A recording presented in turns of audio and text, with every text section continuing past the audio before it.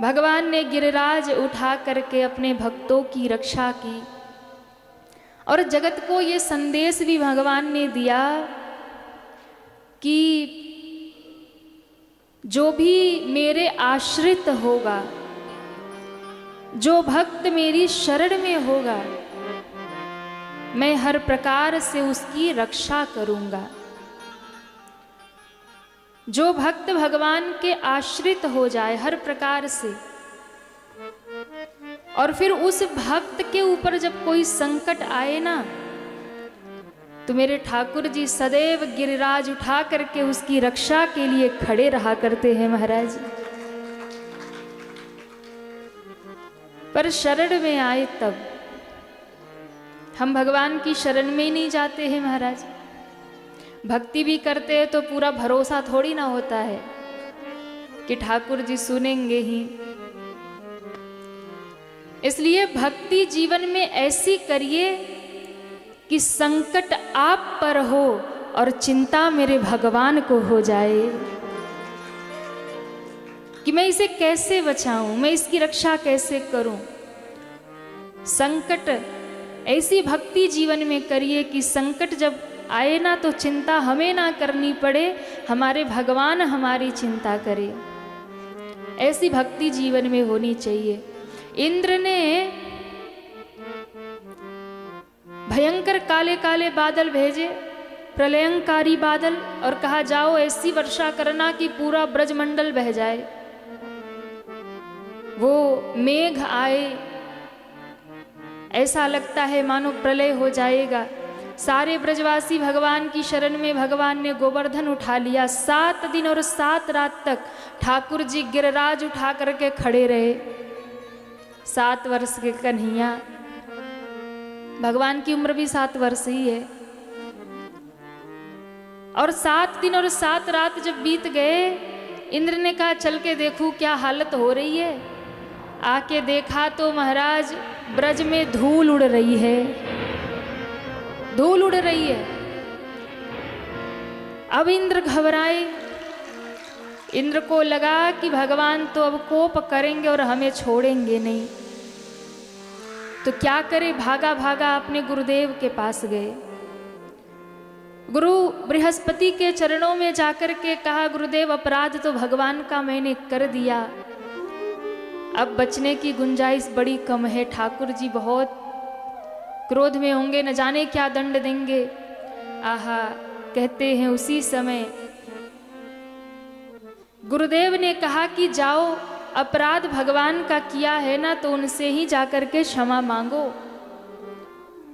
तो फिर अकेले नहीं जाऊंगा।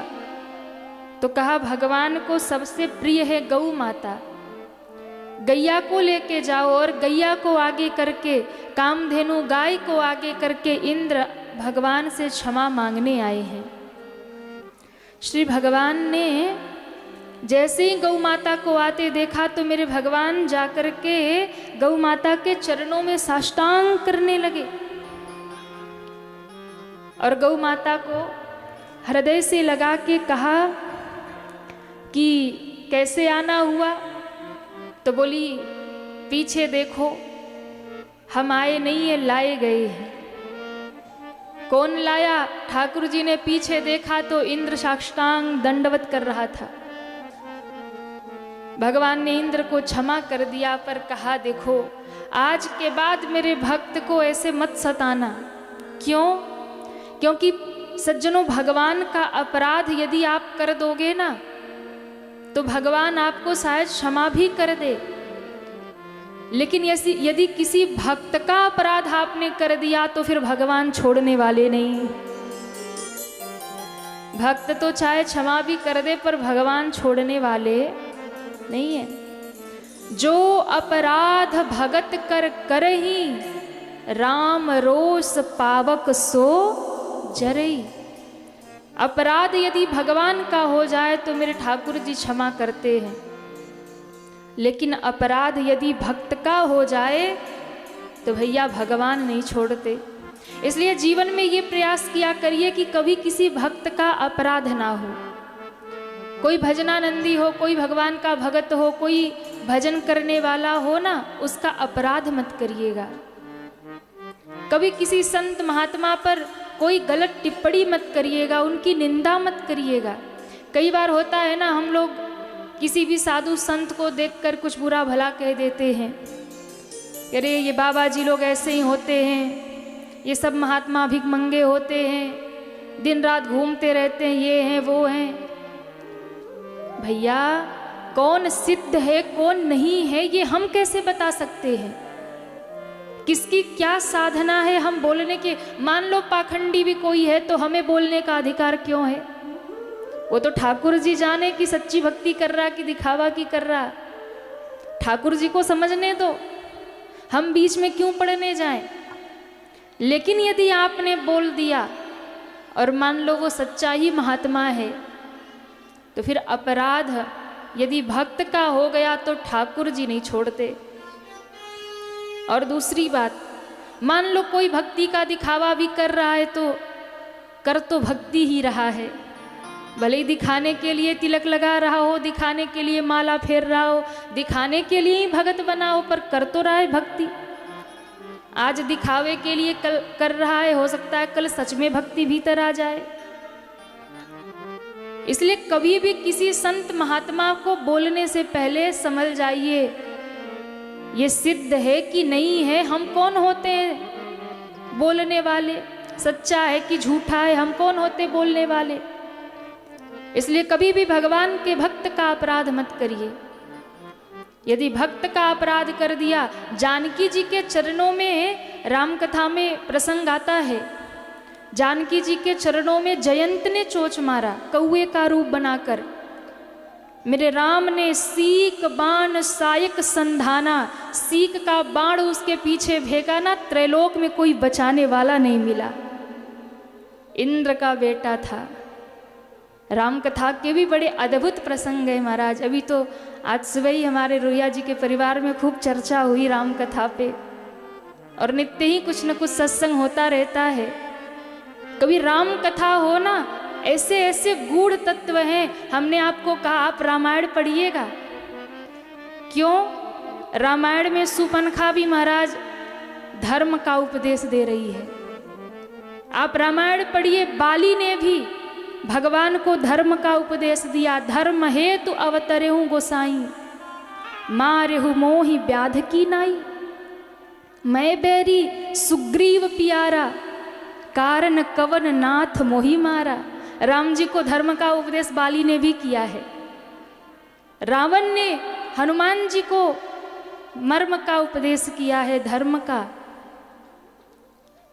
मारीच भी कहीं न कहीं बहुत नीति का उपदेश करता है। रामचरितमानस का एक एक पात्र बड़ा अद्भुत है महाराज। और मैं कहूँ सारे शास्त्र अगर एक साथ आपको समझना है ना, तो कभी राम कथा सुनिए, रामचरितमानस सुनिए। सारे शास्त्रों का निचोड़ आपको रामचरितमानस में मिल जाएगा। गीता भागवत जितने भी हैं सब रामायण में मिल जाएगा आपको। गोस्वामी जी ने बहुत अद्भुत रचना की है। जयंत के पीछे भगवान ने बाण छोड़ा, इसलिए नहीं छोड़ा। भगवान ने कहा तू मेरा अपराध करता तो मैं तुझे छोड़ देता, पर तूने जानकी जी पर प्रहार किया। सीता जी भक्ति हैं, और भक्ति और भक्त पर जब आफत आती है तो मेरे ठाकुर जी फिर उसे क्षमा नहीं करते। तो मेरे भगवान क्षमा कर देते हैं इंद्र को। और क्षमा करने का एक कारण ये था कि भगवान ने कहा चलो कोई बात नहीं, तुमने ब्रजवासियों से उनको दंड देने की सोची कि उन्होंने तुम्हारी पूजा नहीं की, लेकिन फिर भी इन 7 दिन और 7 रात में मेरे भक्त मेरे पास आ गए, मेरे नज़दीक आ गए। सारे ग्वाल बाल मेरे साथ रहे, तो कहीं ना कहीं तुमने मेरे भक्त को मेरे निकट कर दिया, इसलिए मैं तुम्हें क्षमा करता हूँ। और फिर कथा आती है, एक बार नंद बाबा ने एकादशी का व्रत किया। एकादशी का व्रत देखो नंद बाबा भी करते। समस्त जीवों को एकादशी का व्रत करना चाहिए। आप लोग करते हैं कि नहीं? कितने लोग एकादशी करते हैं? बाकी लोग नहीं करते। एकादशी का व्रत जरूर करना चाहिए, क्योंकि एकादशी कोई साधारण व्रत नहीं है। एकादशी प्रकट श्री भगवान से हुई है, इसलिए एकादशी के दिन सारे पाप अन्न में विराजते हैं। इसलिए एकादशी के दिन अन्न तो नहीं खाना चाहिए, पर यदि कोई नहीं करता है, नहीं करे, उसकी इच्छा है, तो कम से कम इतना ध्यान रखे कि एकादशी को चावल तो बिल्कुल स्पर्श नहीं करे। एकादशी के दिन चावल का स्पर्श भी नहीं करिए। खाने की बात तो दूर ही है, क्योंकि यदि आपने एकादशी के दिन चावल खा लिया ना, तो दुनिया भर के जितने भी पाप हैं, ब्रह्म हत्या, चोरी, जितने भी पाप है सब लग जाएंगे, बिना किए लग जाएंगे। क्योंकि जब एकादशी प्रकट हुई ना, तो सारे पाप घबरा गए, हम कहाँ जाएं, हम कहाँ जाएं, ये तो एकादशी महारानी हमें जलाकर भस्म कर देंगी। भगवान ने कहा सुनो, एकादशी के दिन कोई सब वैष्णव भक्त व्रत करेंगे, कोई अन्न स्पर्श नहीं करेगा, तो तुम एकादशी के दिन जाकर अन्न में, चावल में विराज जाओ। तो सारे पाप आकर अन्न में और विशेष रूप से चावल में बैठ गए। एकादशी के दिन भगवान को भी अक्षत नहीं चढ़ाना चाहिए, चावल नहीं चढ़ाना चाहिए, स्पर्श भी नहीं करना चाहिए, क्योंकि उस दिन उसमें पाप विराजते हैं। लेकिन हाँ, ये नियम जगन्नाथपुरी में लागू नहीं होता। वहां एकादशी उल्टी लटकी है महाराज, जगन्नाथपुरी में, क्योंकि वहां भगवान को खिचड़ी का भोग लगता है, कर्माबाई खिलाती थी। तो वहां पे भगवान ने नियम बना दिया, मेरे राज्य में, मेरे धाम में एकादशी नहीं, यहाँ तो जो भी आएंगे भक्त 56 भोग पाएंगे। तो जगन्नाथपुरी पूरी पृथ्वी में एक ऐसा स्थान है जहाँ अगर आप हैं और एकादशी है और आपको प्रसाद में यदि चावल मिल गया तो प्रेम से ग्रहण कर लो, अगर नहीं किया तब पाप लगेगा। लेकिन अगर घर में हो, कहीं भी हो, तो फिर एकादशी। तो कल एकादशी है, भादो मास की कृष्ण पक्ष की जो एकादशी है उसे अजा एकादशी कहते हैं, अजा एकादशी। और ये अजा एकादशी बड़ी ही महत्वपूर्ण है। अजा एकादशी का व्रत जो भी करता है, जिसको भी कुछ प्राप्त करना है संसार में, यश, वैभव, धन, पद, जो भी प्राप्त करना हो, यदि कुछ पाने की चाह हो, एकादशी, अजा एकादशी का व्रत अवश्य करिए। इसकी महिमा स्वयं भगवान कृष्ण बताते हैं युधिष्ठिर को, अजा एकादशी का महात्म्य।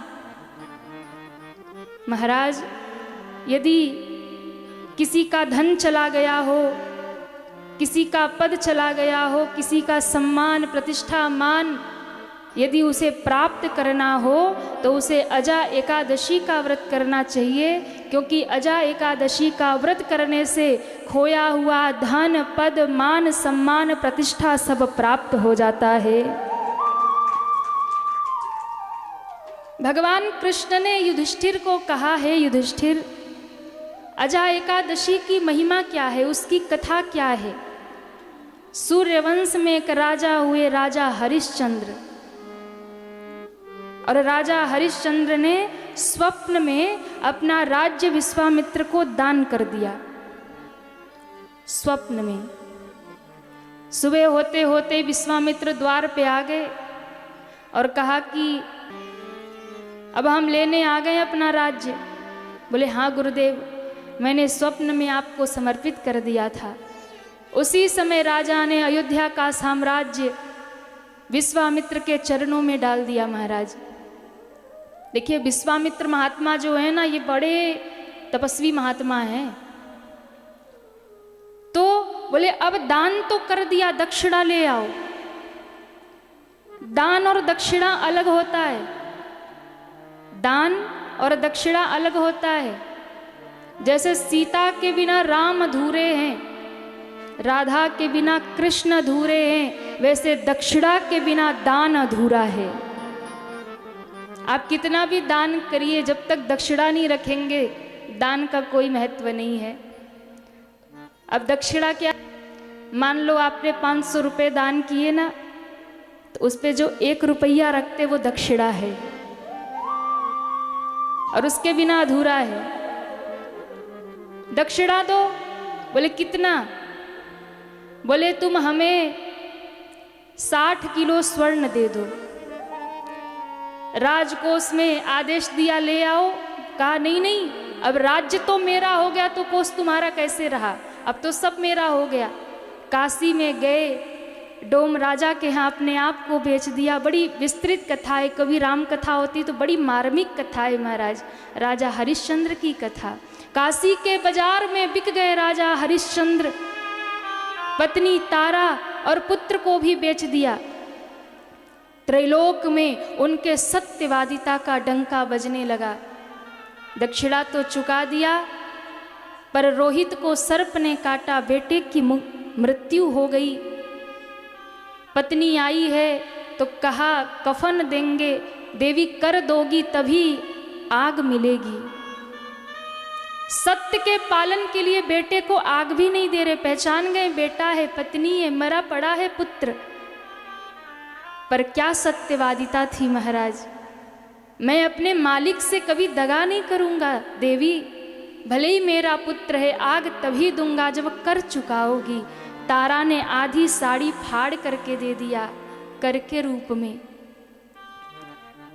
त्रैलोक में उनके सत्यवादिता की डंका बजने लगी, जय जयकार होने लगा।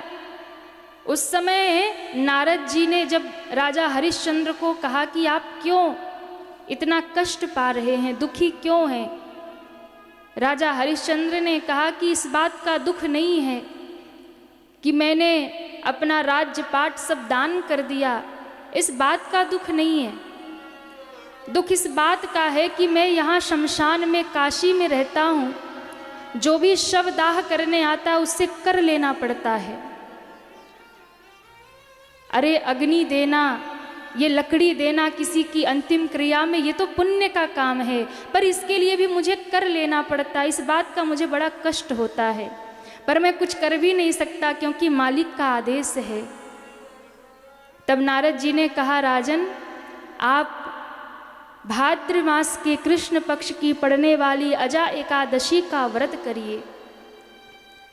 तब उन्होंने अजा एकादशी का व्रत किया और उस अजा एकादशी के व्रत के प्रभाव से उनका पुत्र जीवित हो गया और राज्यपाठ पुनः प्राप्त हो गया।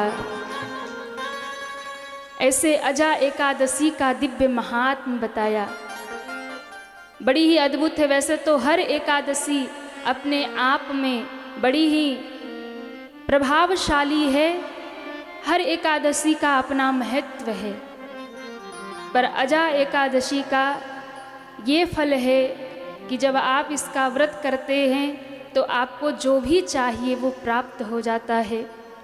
तो कल 19 अगस्त को हम सभी एकादशी का जो भी व्रत करते हैं सब करेंगे, व्रत का संकल्प करेंगे। प्रातः स्नान के बाद ठाकुर जी के सामने और प्रभु से कहा करिए कि प्रभु ये व्रत हम आपकी प्रसन्नता के लिए कर रहे हैं। देखिए संसार में जितना व्रत होता है ना, सब खुद के लिए, सब दुनिया के लिए होता है।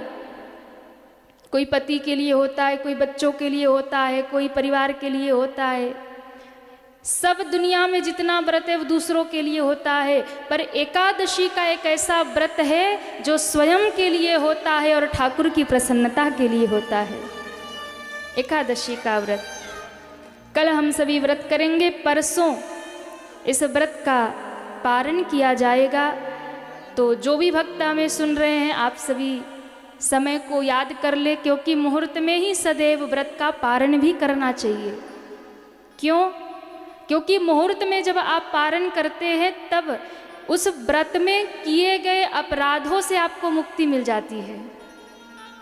क्योंकि व्रत हम रहते हैं तो कई बार अपराध बनी जाता है। तो इसलिए व्रत का पूरा फल तभी मिलता है जब मुहूर्त में पारण किया जाए।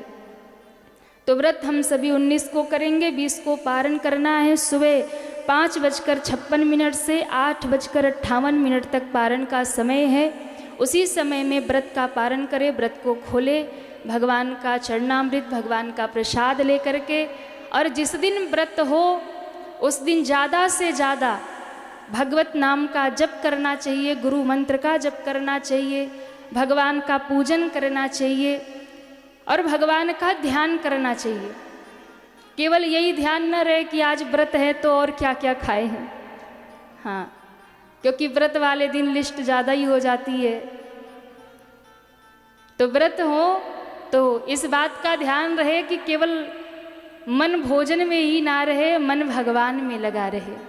उपवास का सच्चा अर्थ यही है कि भगवान के निकट हमारा वास हो जाए। उपवास, भगवान के निकट हम वास करें, यही उपवास का सच्चा अर्थ है। तो ऐसी प्रभावशाली एकादशी, बोलिए एकादशी महारानी की जय हो। नंद बाबा ने एकादशी व्रत किया और कहते हैं जब एकादशी व्रत किया तो उनको दूसरे दिन जब पारण करना था, नंद बाबा को ऐसा आधी रात को ऐसा लगा कि भोर है। कभी कभी भ्रम हो जाता है।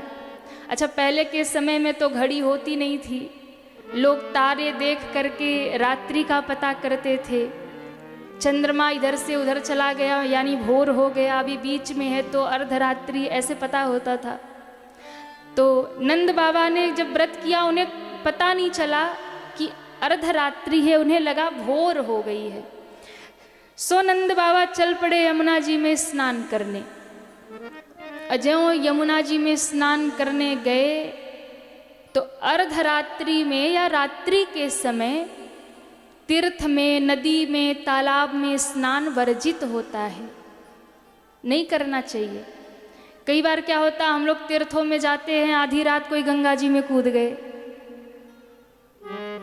जब किसी भी तीर्थ में जाइए और किसी भी नदी के तट पर, पवित्र नदियों में जाइए, जब वहाँ की शयन आरती हो जाती है, देव विश्राम में चले गए। नदियां भी विश्राम करती हैं, सोती हैं, प्रकृति सोती है। आजकल इंसान ही नहीं सोता, रात भर दौड़ता रहता है, रात भर फोन देखता रहता है।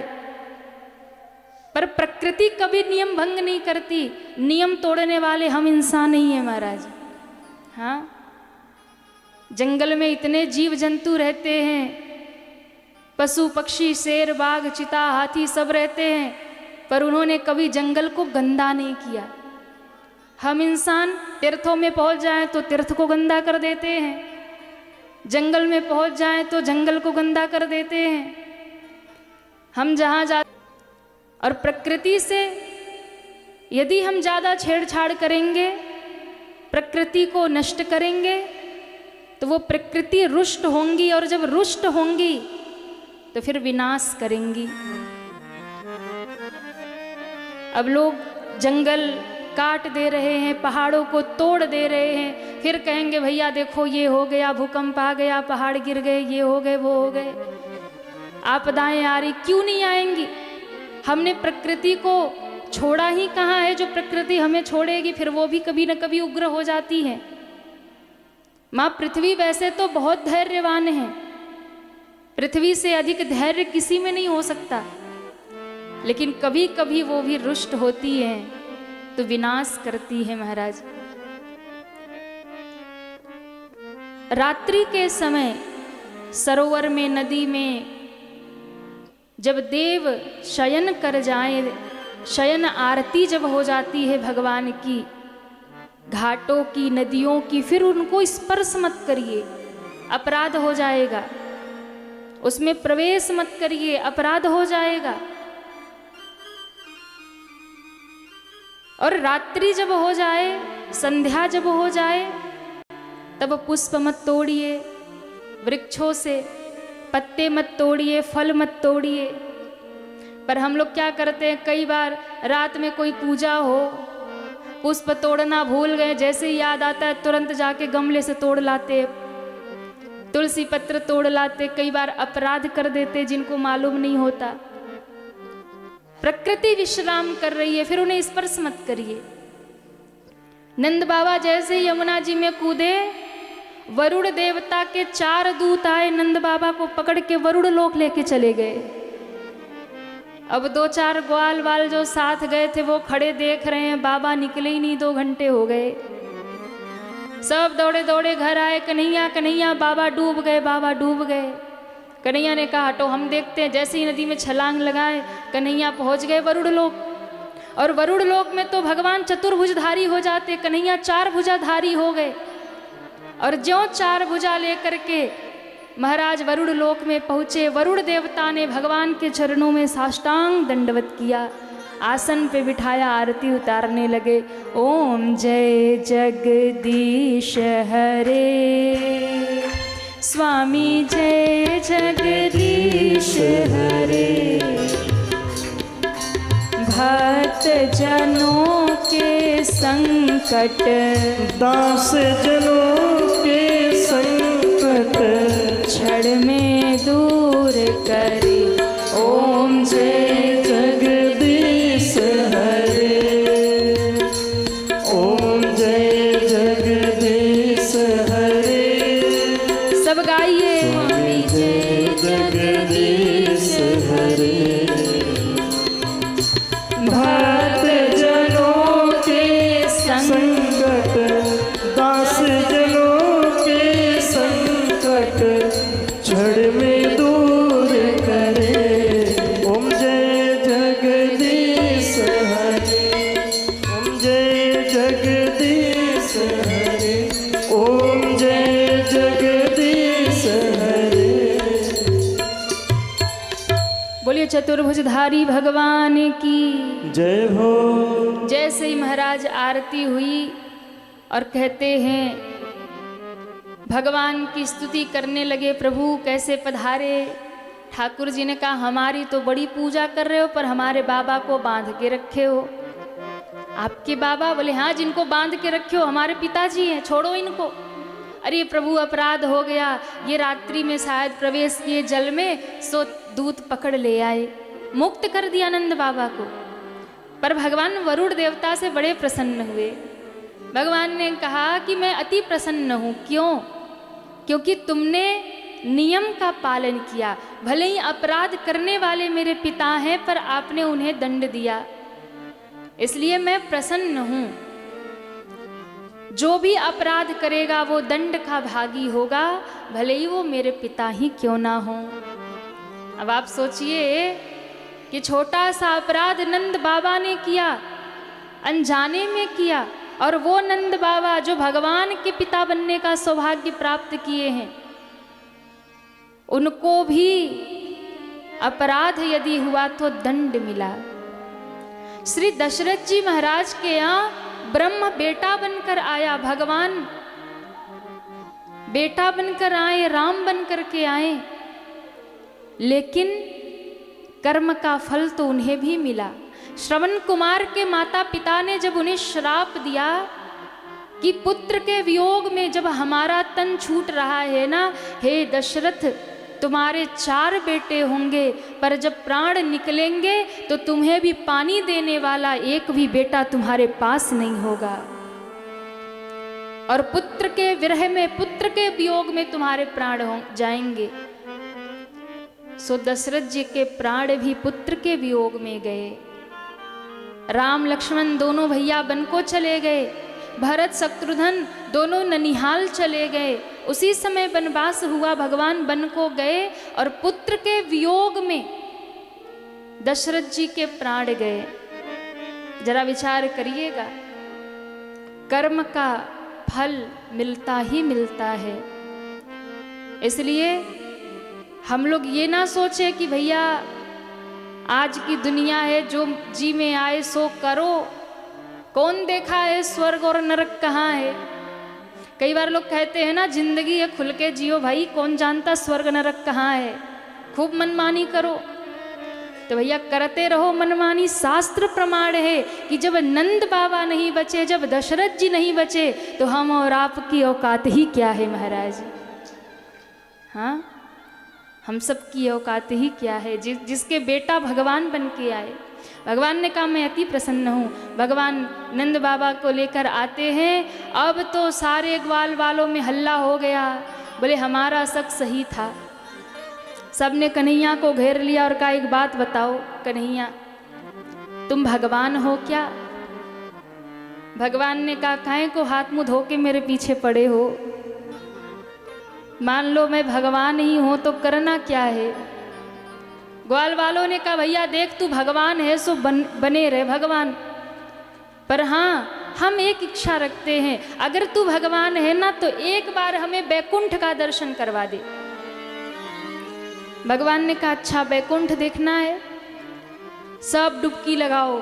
जैसे सबने डुबकी लगाई, नेत्र खोला तो सब बैकुंठ पहुंच गए। और बैकुंठ में ग्वाल वालों ने देखा कि भैया भगवान शेष, कहा भैया है तो बहुत गजब, पर अपना कन्हैया कहीं दिखाई नहीं देता।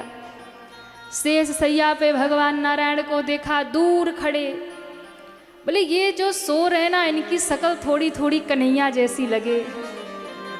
एक ने कहा पास चल के देखे क्या?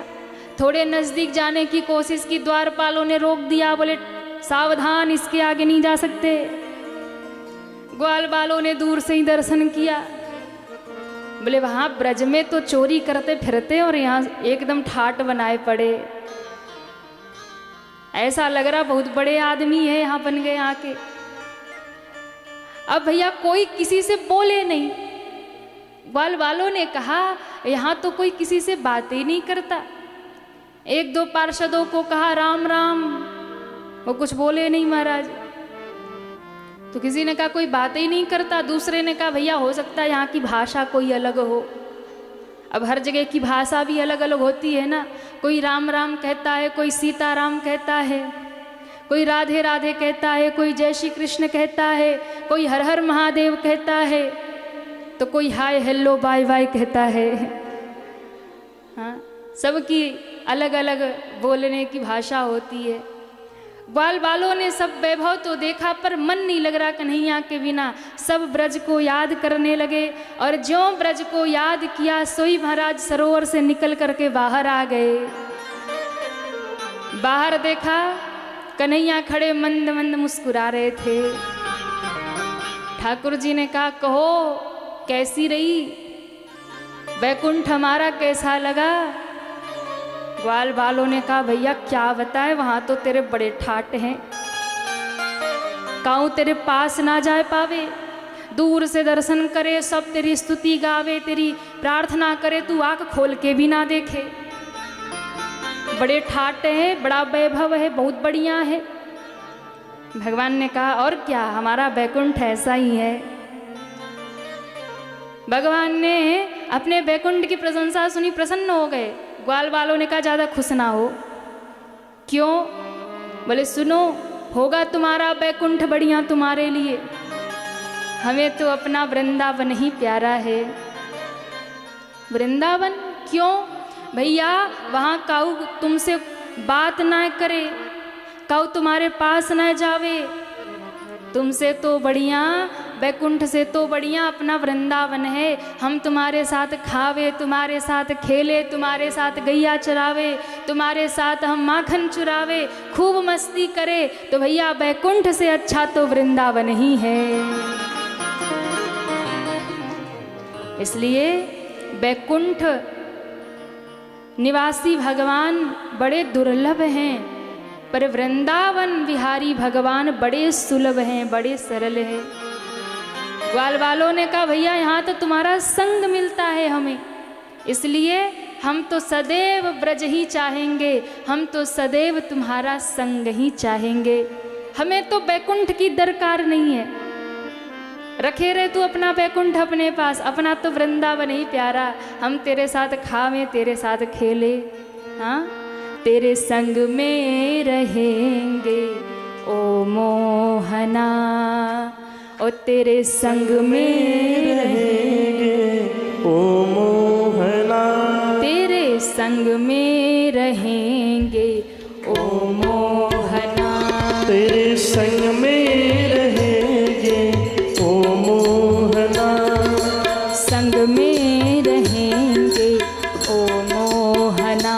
तेरे संग में रहेंगे ओ मोहना।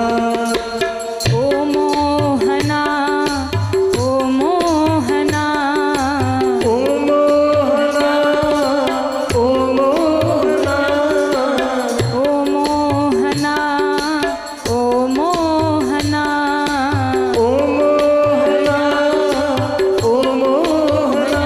तेरे संग में रहेंगे श्री राधे मोहना।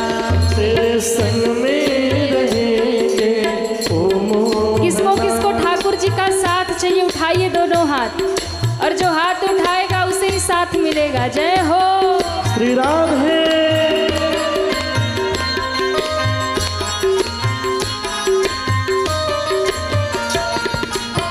हरि बोल।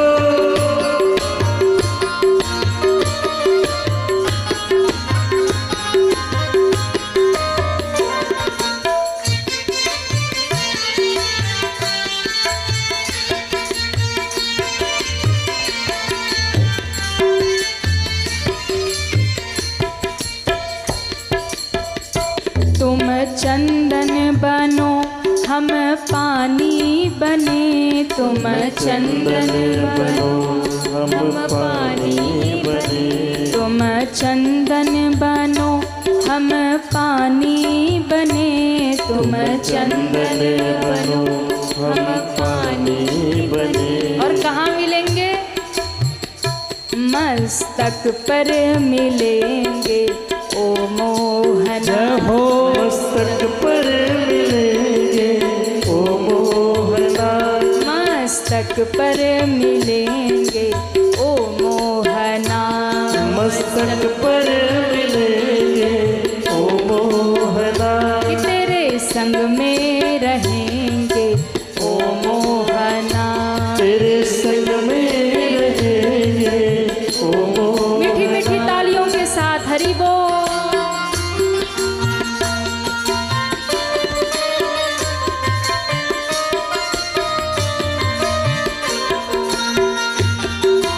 श्री राधे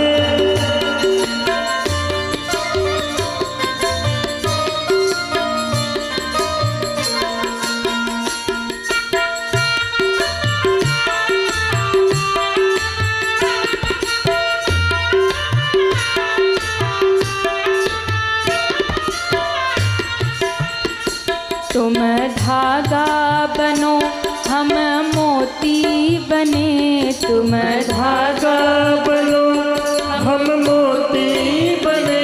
तुम धागा बनो हम मोती बने, तुम धागा बनो हम मोती बने। कहाँ मिलेंगे? माला में मिलेंगे ओ मोहना। माला में मिलेंगे ओ मोहना। ओ तेरे संग में रहेंगे ओ मोहना। तेरे संग में रहेंगे ओ मोहना। ओ मोहना, ओ मोहना, ओ मोहना, ओ मोहना, ओ मोहना, ओ मोहना। ओ मोहना, ओ मोहना। तेरे संग में रहेंगे जय हो मोहना। तेरे संग में रहेंगे ओ मोहना। सभी दोनों हाथ उठा के तालियां बजाते हुए हरि बोल। जय जय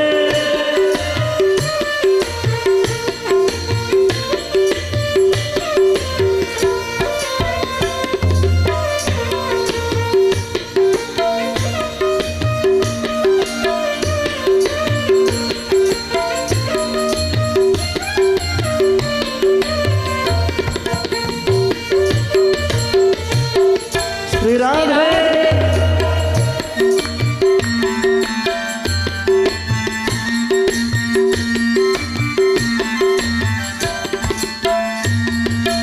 और तुम वक्ता बनो हम श्रोता बने, तुम वक्ता बनो हम श्रोता बने। तुम वक्ता बनो हम श्रोता बने, तुम वक्ता बनो हम श्रोता बने, भागवत में मिलेंगे ओ मोह हो भागवत में मिलेंगे ओ मोह। दोनों हाथ उठा के ओ तेरे संग में रहेंगे ओ मोहना तेरे संग में रहेंगे ओ मोहना, भागवत में मिलेंगे ओ मोहना, भागवत में मिलेंगे ओ मोहना, तेरे संग में रहेंगे ओ मोहना, तेरे संग में रहेंगे ओ मोहना, ओ मोहना, ओ मोहना। ओ मोहना,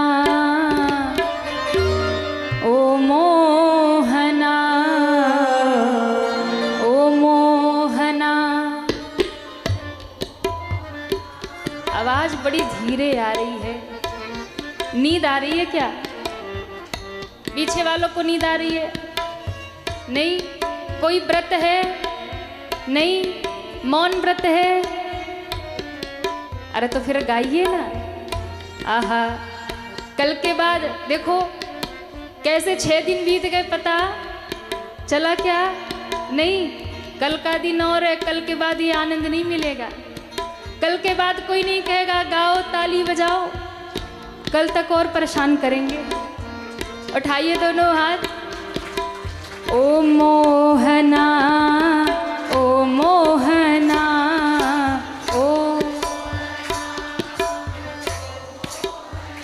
ओ तेरे संग में रहेंगे ओ मोहना, तेरे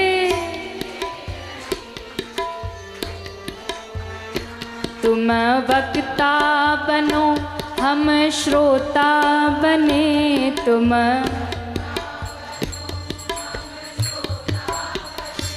भागवत में।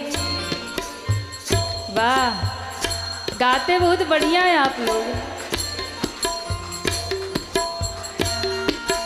ओ मोहना, ओ मोहना,